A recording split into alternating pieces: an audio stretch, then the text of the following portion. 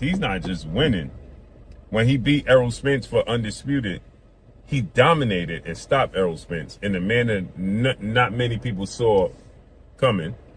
When he fought Canelo Alvarez, he did exactly what I thought he was going to do, dominate that fight, make it look easy. For years, rumors circulated that the WBO had twice offered Virgil Ortiz a fight with Crawford and that he turned it down. Ortiz denied those claims in a recent interview, saying he never received any official offer at all. He made it clear that if the opportunity had been presented, he would have accepted without hesitation. Ortiz expressed frustration that the false story spread, insisting that neither he nor his team ever avoided a Crawford fight. He said he respects Crawford's achievements and views that matchup as a major opportunity, not something to shy away from. His comments helped clear up confusion among fans who believed he had ducked the fight. Ortiz emphasized that timing and proper negotiations matter, but his desire to face Crawford has always been real. You know, a lot of people wanted to see that fight, you against Terrence Crawford. You know, when you was at welterweight, and obviously you couldn't stay at that weight class, but then he moved up. Was there ever a point where the Terrence Crawford fight was a reality, like a real offer, like real negotiations going back and forth, or was it never that close?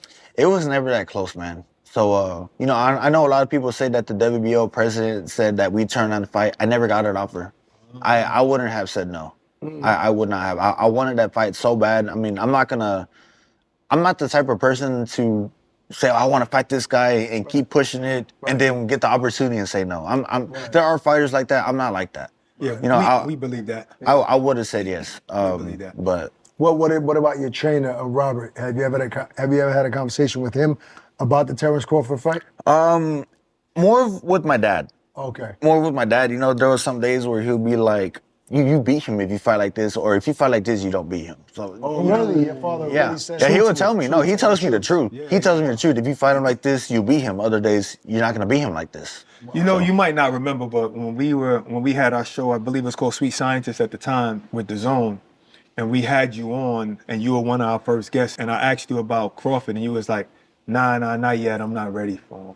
You know, that was humble. No one really speaks like that. Now, you was ready for him maybe about 6 months later, but still you were humble enough to say that. Do you remember that?